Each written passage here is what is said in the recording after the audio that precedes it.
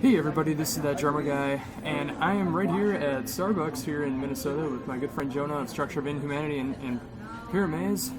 Just hanging out here and wanting to promote his brand new album that just dropped a few weeks ago. How's it going, man? It's going fantastic. How are you doing? Doing great. Excellent. It's good to finally actually catch up at a show that we're not both busy at. Yeah, for sure. For sure. Definitely. There's been a lot that you've been going through the last few weeks with a few different bands. The newest one that's just come out, Structure of Inhumanity, just released its debut album. How did that come about? Well, it's kind of something that I've had in the works for a bunch of years. I've kind of been working around, Pyramaze, a couple other bands that I was working with too. I just wanted to make an album and ultimately form a band that was based on my idea of, sort of a tribute to all my main influences that I grew up listening to in the metal world. A lot of Scandinavian music. I wanted to mix like kind of old school In Flames and Children of Bodom and Soilwork with, sort of some of the stuff I do with Pyramaze too, like all the, epic orchestration and things like that. So I sort of had this vision of, taking all the melodic guitars and, the sort of melodic death metal sound and adding kind of a cinematic element to it, making it as epic as possible, while encompassing like the entire spectrum of human emotion in there. There's happy parts, there's, very emotive parts, there's heavy parts. So it's kind of, a reflection of me as far as who I am as a person, and I just kind of wanted to put all of that stuff into a record. The Structure of Inhumanity album is the end result of that. I got to work with some fantastic producers too on the album. Some of my, idols. The album was co-produced by Peter Witchers from Soilwork and James Murphy, who you might know from Testament and Death. And, aside from co-producing it, they also both played some guitar solos on there, of course, because, you're not going to have those guys and not have them lend a couple leads. Oh, of course. And James also mixed and mastered it, so, it's just been a really wonderful experience, and it feels good to finally get it out there. The album just came out at the beginning of July on Blinding Force Recordings. It's out on iTunes right now, CD Baby, Amazon, all that stuff, and I'm talking to a few labels right now about releasing physical copies of it as well. So. Oh, very awesome. Yeah. I haven't gotten to listen to the album as much as I've wanted to, pretty much with everything ever since I've been working as much as I have, but when I have listened to it, it's just, I absolutely love what you've done with it. Thank you. Because it, like you said, it just has like so many different styles into it together, but it flows together so very well. Thank you. This album is really just kind of planting the seed. It was originally sort of put together as kind of a project. I just wanted to make an album of awesome music and, and see kind of what people's reactions would be, and then, put together a live lineup, and that's what I'm working on right now. I basically have a brand new lineup now, ready to go up here in Minnesota. Except for we need a lead guitarist right now, but, there's plenty of those around, so I think we'll be able to find somebody. Right now we're gonna start focusing on, recording some new songs, kind of some new label demos, and probably shoot a music video and sort of. I kind of want to like have a rebirth of the band now that it's actually going to be a band instead of just a recording project for me. So I'm very, very pleased to announce that Mikey Gremio, formerly of Celador and White Wizard, is going to be our vocalist. So very cool. Yeah, he's fantastic vocalist, fantastic frontman, and he's been a good friend of mine for almost a decade now. So I'm really excited to finally get a chance to work with him, be in a band environment with him, and so forth. Very talented dude, and he can handle the screams and the power metal vocals or whatever, transition back and forth, no problem. And finding someone that can actually pull that off in the studio and also live is very hard and very rare. Look at Scar Symmetry; they had to get two guys to do it. Oh yeah. So I feel like he's a good fit for the band in every conceivable way, and so we're gonna do some new recordings and. Take the SOI sound to the next level and, see where it takes us. Get some label interest going from some bigger labels, hopefully, and get out on the road and do it. Oh, that is so very cool. I'm glad you got him a part of it as well, because I miss seeing him play. and it's gonna be very cool, especially when you guys start playing around here and touring and everything. For sure. I'll definitely be there and check it out. Awesome. Yeah, we will do some local shows.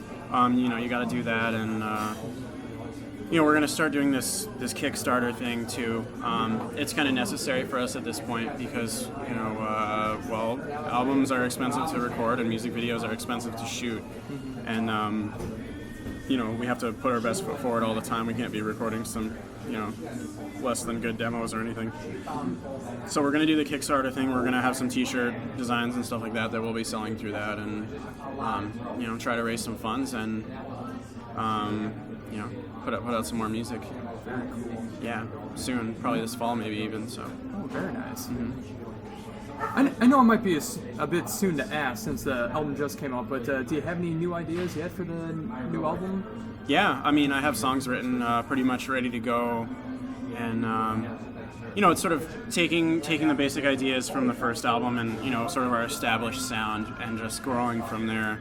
I mean, that's all you can really do is, as far as a band, if you want to keep getting better, is you just keep progressing. You take the sound that you have established and then you build on that, and you're able to pick apart like what makes this song good, what makes this album good, and make sure that you're able to take that and kind of carry it forth into your new recordings and as far as the progression of the band. So very cool. I also have a couple other guys now in the band.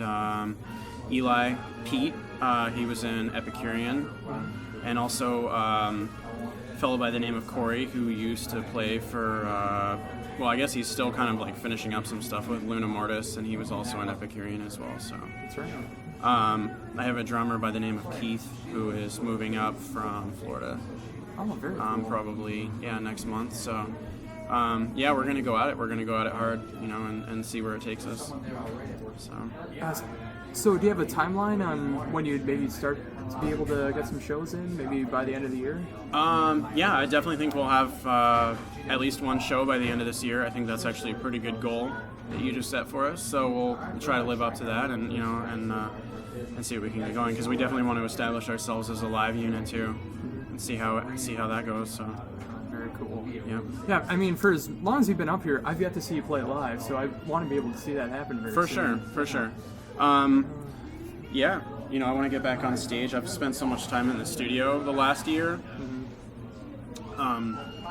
that it'll be good to just get back on stage and rock out. And I know that feeling quite well. Last Friday was my first show in 2.5 years that I've done, just from like being bands that were almost gig ready and then somebody quits and takes the music with them. So repeating that 4 times and then finally just like joining a band that is already established and then just playing drums and like getting back out there. For sure. Yeah. So, I mean, there's like no better feeling than getting out there and just being able to write your own songs and play them live for people. Absolutely, yeah. I mean, I love the, the energy from the crowd, I mean, obviously it's different when you play over here as to when you play in Europe. Right. Last time I played in Europe, we were playing for 5,000 people a night, opening for Volbeat in Denmark, and that was awesome. They're a really great bunch of guys, and it was nice of them to take us out on tour with them. But, I mean, we're hungry, we're ready to go, so... So would you say that Structure of Inhumanity is your main focus right now? I don't really have a main focus. Structure of Inhumanity is like my baby. It's my thing. And then, as far as Pyramaze goes, it's always been more of a group effort. And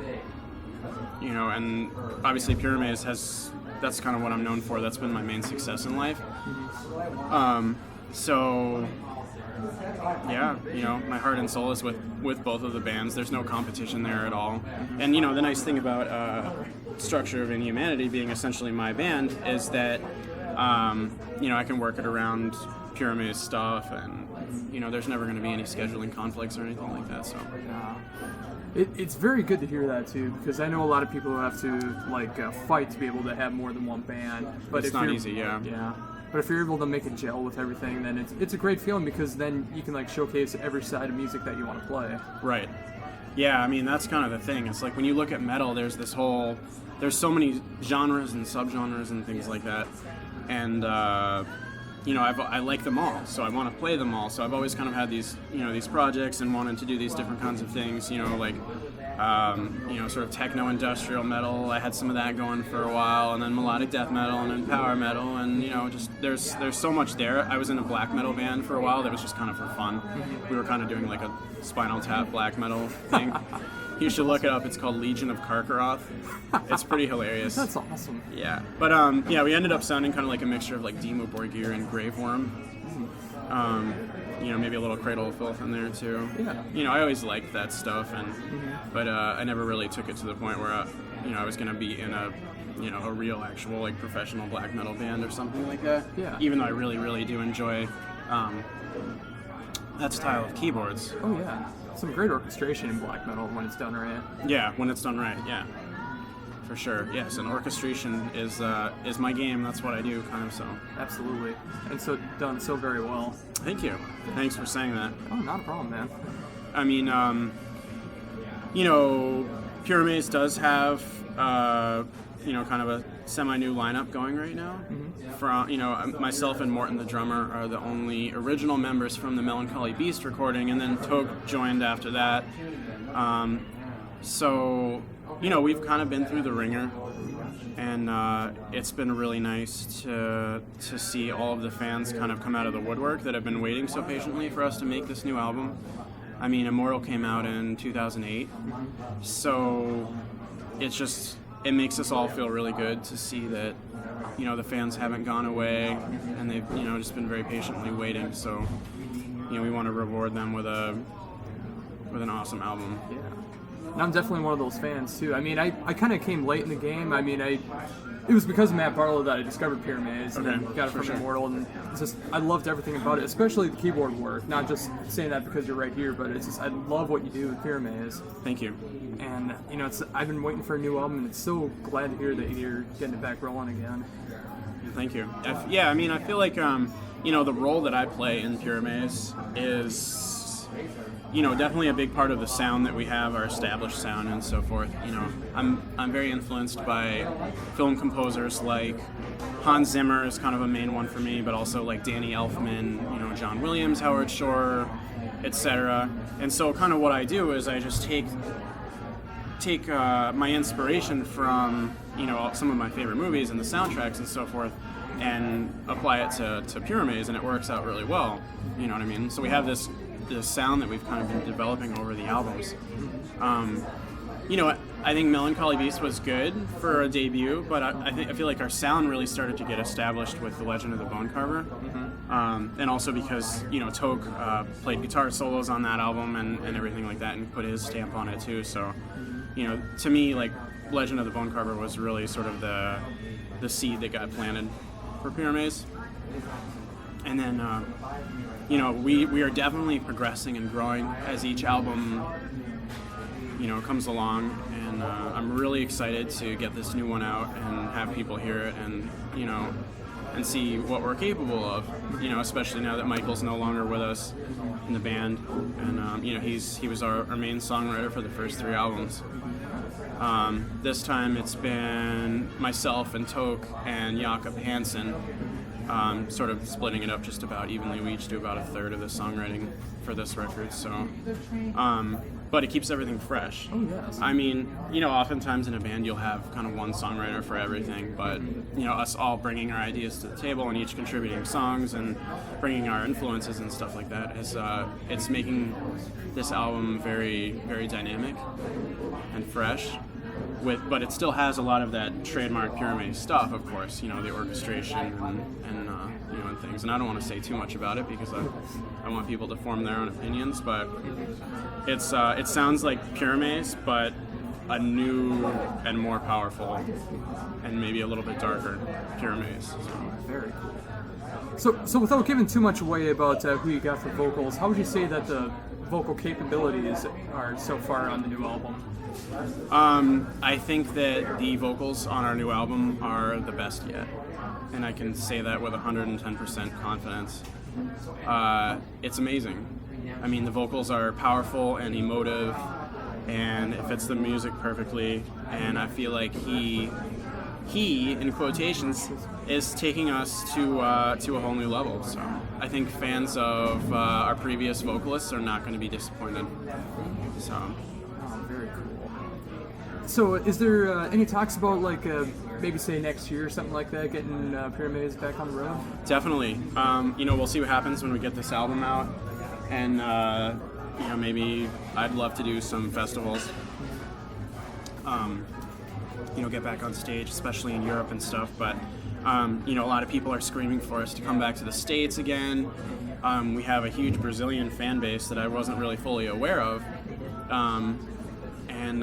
So maybe we'll get down to Brazil as well and get to play for them. I hear the Brazilian fans are really awesome too. Oh, very much so. They're very receptive. So I have a couple good friends from Brazil. So yeah, it'd be cool to get down there. And also, we haven't played in Asia yet. We were offered a tour a long time ago in Japan, but the money just wasn't right. So you know how that goes. But, very much so. So I'd also like to get over to Japan. But yeah, excited to get back on the stage. And Pyramaze is a pretty tight live unit. Our music transfers really well from album to stage. We do the whole epic thing and all that stuff. So it should be cool. I'm hoping. Very much so. But mostly what we've done so far is just festivals, which works out nicely because you can hit a bigger audience all at once. And when we played Bloodstock Open Air back in 2006 in England, we had some fans come down from Scotland and bring Braveheart swords for us to sign for them, and just really, really awesome fans in the UK too. So I definitely want to go back to England. Bloodstock is my favorite show that we've played so far. Prague Power USA was also fantastic. Hopefully we'll get back there someday. Yeah. I really got to hit that one of these days, go down to Prague Power. Yeah, sure. Well, Glenn puts on a great show down there. He always gets really awesome bands, and there's a really great kind of environment, ambiance, and it's really a strong community. Everyone kind of knows each other and all that stuff. So it was great to be a part of that. We played Prague Power in 2006 also. So yeah, that was a great experience too. So say that the right tour comes along and you'd be able to do a good full-scale tour. Who would you like to tour with? As far as Pyramaze goes, or Structure? Oh yeah, with Pyramaze. Pyramaze, I think we would fit really well with bands like Camelot or Iced Earth, of course. Obviously if we could tour with Maiden or something like that, that would be a dream come true. Oh, very much so. Get in front of a lot of people, and obviously you can hear a little bit of Maiden influence in our music and stuff like that too. But we could play with a band like Nightwish or really any kind of band that's under the umbrella of metal. I think that we would fit well with, generally speaking. Even your kind of more heavier fans might dig us because we sort of have that aggressive edge to us, and we're definitely not the lighter side of power metal. Yeah. We're more, I consider us just an epic heavy metal, if I had to label us, because I've never really thought we were that power metal-y, especially on Immortal. It's heavy. Mm-hmm. And then Barlow's voice was really, he's just so awesome. His baritone stuff, his higher stuff, and sometimes he can just be so clean, and then sometimes it sounds like he just swallowed a fistful of gravel, which is really awesome. It adds that nice aggressive edge. So I'm glad to see he's getting back into it too. Yeah. From what I've heard of his new band, Ashes of Ares, it sounds awesome, and I'm really happy for him that he's doing that now. We when he left Pyramaze, it was really hard on us, and it sort of contributed to our absence for a while, sort of trying to pick up the pieces from that. Because when he joined, we picked up so much momentum, and then when he left, it kind of, it pulled the rug out from underneath us. So we had to we were kind of well, what are we going to do next? How do you fill Matt Barlow's shoes? Those are the biggest shoes to fill, but I feel like we've done it now with our new vocalist, so. That makes me that much more excited to hear it. For sure. Very much so. Our new album, man, it's just pure power. It's just everything that Pyramaze is about, kind of packed into this, collection of songs, and that's definitely the most epic thing we've ever done. And You know, I feel like the songwriting is very intelligent, and so we'll see what happens. You know, I'm just really excited to see what the fans have to say about it, what they think about it. So. Oh, very much so. And when I get to hear that, when I get to hear the new Pyramaze, I'll definitely let you know how I feel about it. For sure. Yeah, I mean, I'll give it a good full-scale review for you, too. Okay. Yeah, I'm looking forward to that. Yeah, let us know. Oh, and Structure of Inhumanity, too, I mean. Yeah. Yeah. Yeah, definitely. Yeah, man, I mean, as far as Structure of Inhumanity goes, you know, I've really kind of learned from my own standpoint about how hard it is to start a new band from scratch. It's not easy. I mean, I know that the music is good. I fully believe in it. I believe in myself. But, you know, to get people to listen to it and to be, you know, to have that opportunity to hear it, that's kind of where the challenge lies, you know. But I've gotten a really positive response so far. I really hope that the word continues to get out. You know, fans of In Flames and Soilwork, fans of Pyramaze, of course, are, you know, I think are really gonna like it. So, you know, it's a little more modern too, you know. So like, there's a little bit of that Kill Switch kind of, you know, All That Remains element to it also. Yeah. But there's also sort of an old school kind of 80s feel to some of it, you know. It's a little silly sometimes, but in a good way. I kind of thought that too. I mean, just like going between the songs, I hear some cool, quirky parts to it, and then goes right back into it. It's just really cool to hear. Yeah. One of my friends described it as jovial in some places. So I actually really liked that. Which, I mean, like I said, you know, it's a reflection of me. It's who I am, and you know, I'm a pretty fun dude. I'm easygoing. You know, I like to, you know, to joke around and stuff like that, and I don't take myself too seriously. So, you know, you're gonna have those parts of the music in there. Oh, of course. That are kind of like, you know, a little silly, but you know, in a good way. Yeah. And you gotta have fun with it too. I mean, if you're completely serious all the time, then it's gonna eventually stop being fun. Right. Yeah. And I want it to be fun, and I want it to be honest. I mean, honesty, as far as musical composition goes, is the most important thing to me. You know, I don't want to sell out. I don't want to sell myself out. I don't want to play music or do certain things because some label thinks that I should, or any of that stuff. And you know, and I've been in situations like that where labels have kind of tried to stick their fingers in it and do the whole puppeteer thing, and it just felt so wrong to me. It made me sick to my stomach. So I just removed myself from that situation. And you know, you only have one life, so you might as well be true to yourself and live it, and you can be a happier person that way. Absolutely. You know, music is an art form. It should be a reflection of your soul. And, you know, I take that really seriously. And so I know that people that out there that like my music, you know, that love Pyramaze, that love Structure of Inhumanity, that love Dance of the Morning Child and, you know, my piano stuff or whatever it is that I'm doing, those are my genuine fans. And even if they're, you know, even if I'm not a huge band or a huge artist ever in my life, I'll know that, you know, that my fan base are there for the right reasons. You know what I mean? Not because I wear a mask or wear a jumpsuit on stage, or because, you know, I play a certain kind of music a certain kind of way, or have 2.5-minute songs for the radio or any of that kind of stuff. You know? I just want to be honest, and I want to share my soul with people. Yeah, and you can definitely, especially from your music, I can hear that. I can tell your artistic vision in there. And when you listen to other bands too, you can tell when their heart's in it, and you can also tell when their heart's not in it too. And to me, that always makes for the worst albums, when you're just in it just to try to make some big bucks off of it. And I'm always going to be more with the fans of the bands and the artists who actually care about what they're doing and trying to make the music that they care about to share with people. Well, you're the kind of fan that I'm talking about. I mean, I would rather have you as a fan than 50 teenage girls. You know what I'm saying? Like, that's what it's all about for me, is if I can make a difference in your life, you know, in a real substantial way, then mission accomplished. You know, I mean, I have a new friend named Jim who lives in California, and you know, he was going through some health problems, and he told me that Pyramaze's music helped him through that experience. And so yeah, I just want to make a shout out to Jim if you're listening, and say thank you so much for being a fan, and you know, and caring enough about us, and letting us make a difference in your life. You know. That is such a great thing to hear too. I mean, when your music can actually help people out in situations like that, there's no better feeling than that. Absolutely. I mean, it's so rewarding. It's so much more rewarding than, you know, millions of albums sold, or being on the cover of Teen Beat or whatever that stuff is, or any of that nonsense.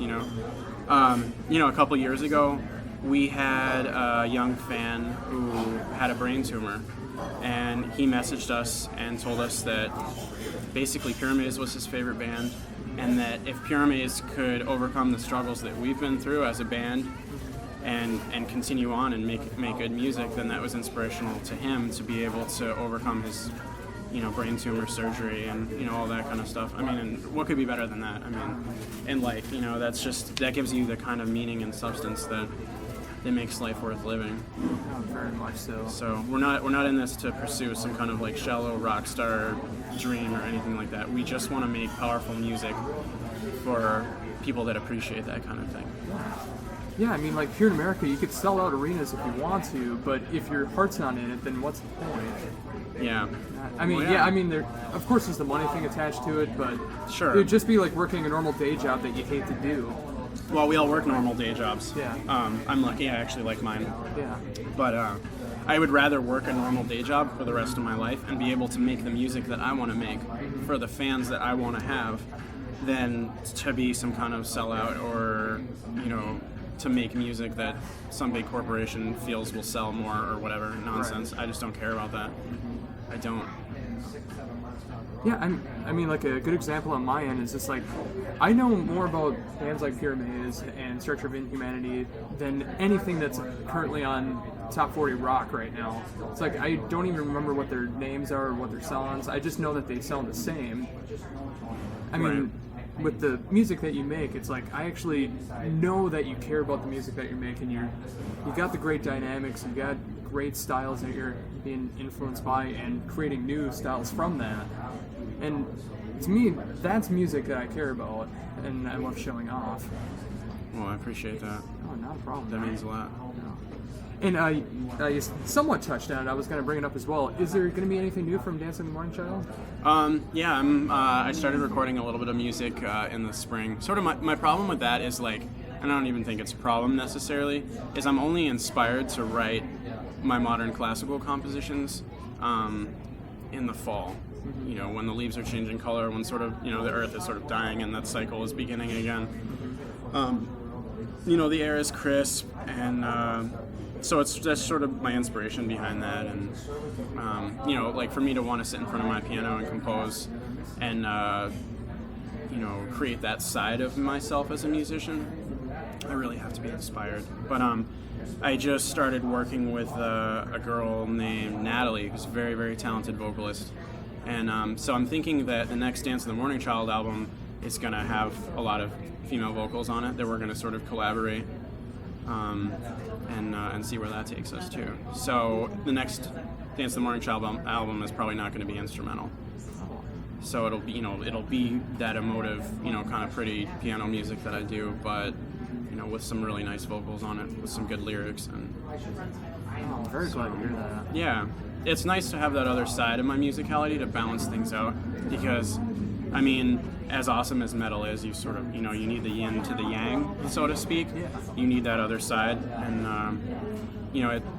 it just makes you a better musician. It makes you a better composer. And, like, you could listen to Pyramaze, and then you could listen to Dance of the Morning Child, and you can hear a little bit of both things in the other thing,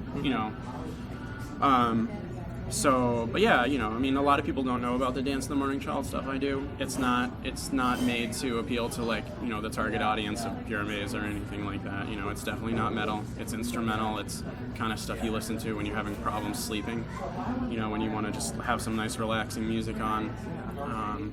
I just gave a copy of it to my massage therapist so she could play it for her clients while she's massaging them, just for a reference point. So yeah. Yeah. And again, just in a different way, it's to help people out. I mean, you're Yes. doing that pretty much through every project that you're a part of. Yeah. I want to help people. I want to help people in their lives. I want to influence them positively in any way that I can. And I feel like that's why I was put on this earth. A lot of it is to honor my mother, who passed away from cancer. And, she instilled a lot of values in me, a lot of moral aptitude, I suppose you could say, without sounding like arrogant or something like that. I just understand that being a good person and creating art that's an honest reflection of your soul is the way to live your life, the way to be. So very much so. So once all these things start taking off, do you have any more plans for any other projects that would be coming up? Yeah, working on some new, a little bit of new Echo Terra stuff. Oh, nice. So I've been waiting for that too. Cool, awesome. Yep, doing some of that. I have. I don't want to spread myself out too thin, so I'm being very careful not to be doing too much at once, or I don't want to be promoting too many different projects at once or anything like that. Each kind of project has its time and place. Yeah. So when it's time to do the Echo Terra stuff, get that out there, then kind of push that a little bit too. But Pyramaze is my main band in life, and then Structure of Inhumanity is my baby. And so I'm kind of focusing on that right now. But yeah, I'm just really excited all around. The last 2 months of my life have probably been 2 of the best months, just all around for me. Focusing on my music, focusing on the things that really matter. My sense of well-being. Even going to the chiropractor. Just things like that. Taking care of my body, because all of these things, they all flow together. They're all interconnected. Making sure that you take care of yourself is a good way to make sure that your music is good and things like that. So doing that, and yeah, feel great, just mentally, physically, all around, and I feel like my music is better off for it. And in a roundabout way, I mean, that's been really inspiring to me too, is like checking up on everything that you're doing on Facebook and seeing what you're doing with the Structure of Inhumanity and with Pyramaze and all the projects that you got going on. It's inspiring me to do the same. Good. Well, that's the idea. Yeah, because I do have kind of like my main band is a progressive metal band, and then I just joined off to start doing more of a heavier death metal. But I would love to like do something that's just like a more simple rock and metal as well. I'd love to do like a power metal project or something like that. It's like I'd love to be able to just like show off all the sides of music that I love to play and love to hear. It will strengthen you as a musician. I mean, the more styles of music that you're able to play and adapt to, then the more well-rounded you're going to be. So you'll be able to bounce back and forth kind of easier. And I've had a lot of experience with that, with all my various projects and things like that over the years. I certainly feel like, like I've always been in Pyramaze. I've been in Pyramaze since I was 19 years old. So, we're going in over a decade here. But in the meantime, like Pyramaze has been my backbone. In the meantime, I've been doing other projects and other things. And, it's just ended up making my contributions to Pyramaze even better. So just because, you become more dynamic and more well-rounded as a musician and so forth. Yeah, that's just like a great way to put it too. It's because like you can listen to it as you start off from Melancholy Beast all the way up to Immortal. It's like you can hear that progression. It's getting bigger and broader and more epic overall. For sure. And then it makes me that much more excited to hear the new album. So it's like, where are they going to go this time? Yeah. Well, I mean, this new album is definitely going to be a rebirth for Pyramaze, kind of in every sense. So, we're just all around really excited and excited to share it with the world and see what people think, and hopefully continue, putting forth that positive influence, positive light in people's lives. So, yeah. Going back to the Structure of Inhumanity, has there been any talks or like any offers yet to do any kind of shows or touring? We've gotten some offers here and there. I just was never in a position to take it to that point. I mean, we even had some bigger labels kind of interested at one point, but then they were like, oh, well, so do you have a lineup? Are you playing shows? And well, no, we're not. So it just sort of is what it is. But the idea is now that I'm getting a band together and stuff like that, and writing new music, and we're going to do some recordings and maybe a new music video and all this stuff is to take ourselves to that level. I do take it very seriously, and it is it's another side of me that I do want to share with the world. Because I mean, to me, just that the Swedish stuff, that old school melodic death metal. It's just the best music. Oh, very much. I just love it. I mean, Soilwork is my all-time favorite band. So, of course, working with Peter Witchers on the record was sort of a dream come true for me. He's one of the best songwriters out there as well. Absolutely. I mean, and his guitar lead work is it's very unique. It's very distinguished. Like he's one of those guitarists where you could hear a Peter Witchers solo and know that it was Peter Witchers, and that's definitely a unique quality to have because, I mean, there's a half a gazillion just mindless shredders out there, but he comes in and he lays down that that tasty lead, and it's just like sick vibrato, and it's just he's got his trademarks all over. It's kind of bluesy, and so yeah, I mean, I love the solos that he did on the record. Also the solos that James Murphy did. They're James Murphy-esque. He's definitely got his style too, that people love, and so being able to work with those two guys is just an amazing experience. I mean, James is like my big brother. We've developed kind of a relationship, a strong relationship, a really great friendship over the years. This is not the only project I've ever worked with him on. I've known James since 2005. So, in addition to, of course, his incredible production and guitar playing skills and all of that stuff, he's also a good person, and I'm really happy to have known him and to have him in my life and stuff like that. Very much so. So, and he is a funny dude too. We've had some good times in the studio, so. And he puts up with me, so I mean that should tell you something, right? Oh, exactly. Kind of similar question I asked for Pyramaze for Structure of Inhumanity. What bands do you think would be a good fit for a bill? With Structure? Yeah, with Structure. Oh man, I mean, I suppose we could. My dream tour. Let's do Structure on a bill with Scar Symmetry, In Flames, Soilwork, Children of Bodom, and Arch Enemy. Ooh. How does that sound? That would sound perfect. Well, It sounds like the perfect European tour too. Like it would be like right in Gothenburg or something like that. Yeah. I mean, you could throw like a band like Evergrey or something, or Master Plan on that too, because we definitely have that, that side to us too. I think that like, Evergrey or Master Plan fans would dig us as well, because we definitely have that whole, as far as the clean singing goes, it gets a little bluesy sometimes. It's, very emotional, and there's a lot of power behind it. So that was actually one of my first thoughts when I was listening to the album. I was picturing you guys with Evergrey doing a tour, and I think that would have been so cool. For sure. Evergrey has also always been one of my favorite bands. Ricard Zander, the keyboard player, super cool dude. We've known each other for a while as well. I run into him every now and then, at Evergrey shows and stuff like that, and he plays a chord too. So, super cool dude. I like what he does with the music. But Evergrey's like one of those bands where I always end up listening to it when I'm going through a difficult time in my life, some kind of relationship problem or whatever. Evergrey's always been there for me. So that's that band, that sort of filled that role in my life.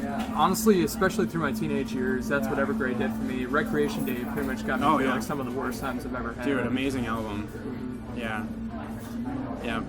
And In Search of Truth too was good. You love that stuff. Honestly, I love the entire discography. I know like some people kind of abandoned them over the last few years, but I love everything that they've done. For sure. Yeah, no, I'm with you there. I mean, obviously, as with any band, you're going to have albums that, stand out and sort of set the tone for their sound and so forth. I mean, like, Metallica, of course, you have like Master of Puppets or whatever, So,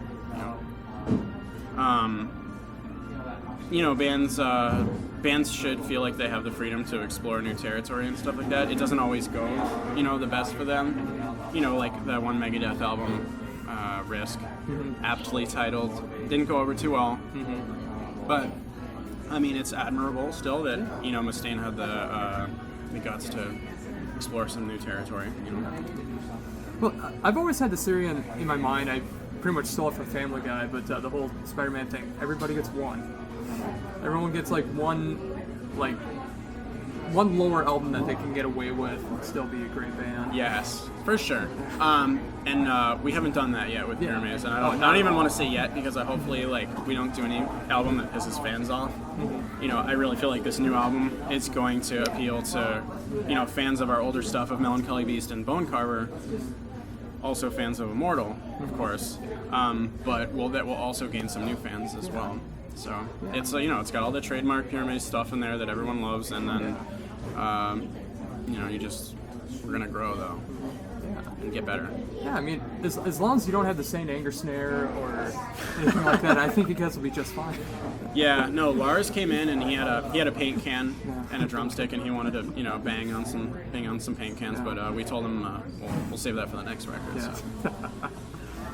He had some songs in 6/4 and he started playing it in 5/4. Yeah, of course.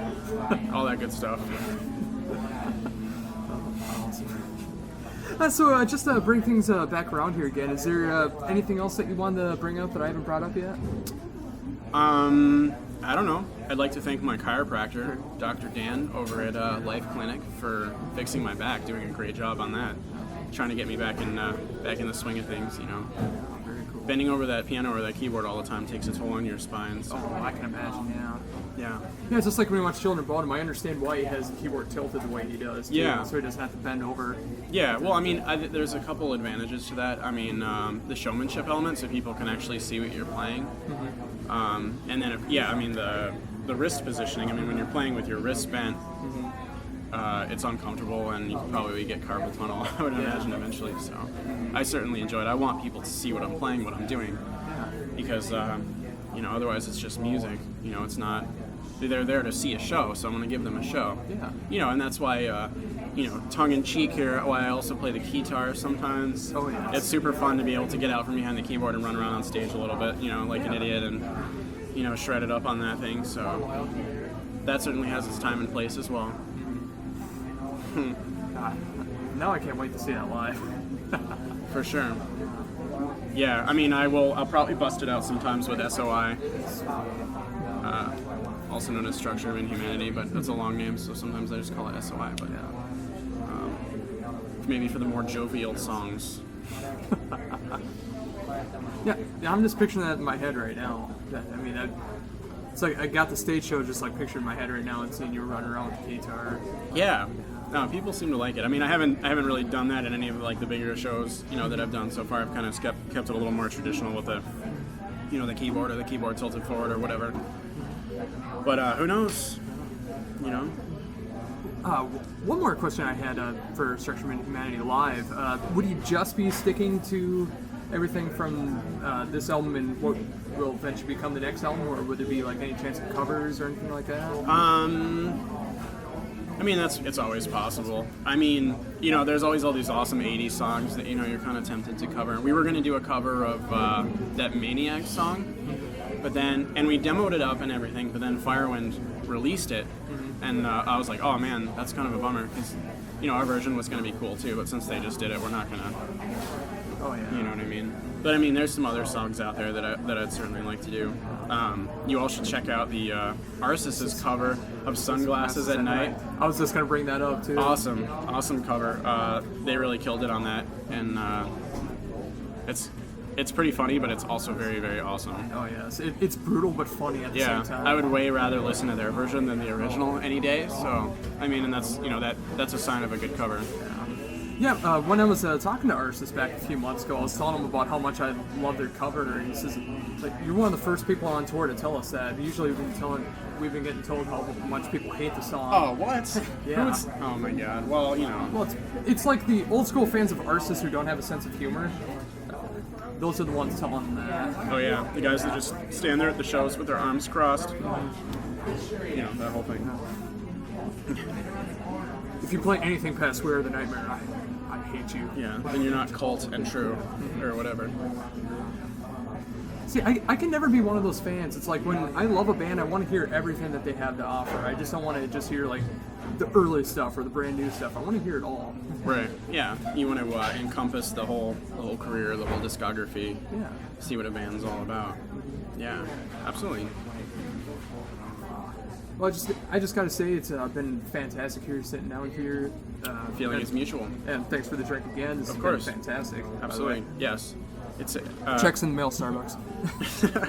an Arnold Palmer is. I feel that an Arnold Palmer is the classiest beverage that someone can drink that is non-alcoholic, save for maybe like a San Pellegrino with lime. But Arnold Palmer is definitely my beverage of choice. Oh, very nice. Yeah. So Arnold Palmer, if you're listening to this, you should endorse me. Yes. Just get a giant sticker on the keyboard and the guitar for Arnold Palmer. too. Yeah, and I'll always be drinking one on stage, of course. Yeah. Every promo picture, just have it in your hand. Yeah, definitely. Kind of like on Trailer Park Boys, where he has a drink. You just have an Arnold Palmer in your hand. For sure. I actually did get a new cross-promotional deal with a clothing company called hile Rockwear, Oh, nice. which I'm really excited about. They do all kinds of stuff, just a lot of leather-based stuff. So they're making me a custom Pyramaze and Structure of Inhumanity like leather biker jacket with like album Nice. artwork and logos on it and all this stuff. So I'll definitely be wearing that, on stage and then promo pictures and stuff like that. But That's so cool. they endorse like Alexi from Children of Bodom, just like all kinds of amazing artists that I've definitely looked up to over the years. So it feels good to be a part of that. Absolutely, that is so cool. Yeah, so you all should check that out. And well deserved, of course. Oh well, thank you. I appreciate you saying that. No, not a problem at all, man. As far as my career goes, it's been mostly recordings and not enough of the live stuff, and I'm really looking to change that now. I want to get on stage more. I want to get out on the road, and meet the fans out there that have been so supportive of me over the years. So. Yeah, and again, I just gotta say it again. I mean, that's been very inspirational to me too, because like I was kind of in the same boat where I haven't been able to play live in a while, and I've been wanting to get out there. And it's having a few bands that had about 3 albums worth of material that no one will get to hear, and so you put your heart and soul into it, and then just like nothing comes of it. Sure. So just like getting the right group of people to get out there and start playing live again, it's such a great feeling, and I'm glad that like everything's working out for you, that you're able to do this in more than just one project. Absolutely. Well, in all walks of life, anything that you do, anything that you try to achieve or strive to do is going to be a risk. But you're never going to get anywhere if you don't take those risks. And so, I've made the commitment to myself and the commitment to all the people out there that believe in me to continue to take risks. And here I am. I'm just gonna, keep on doing it and making music that I believe in. And it's for you all out there, all you fans. So, thanks for listening and caring.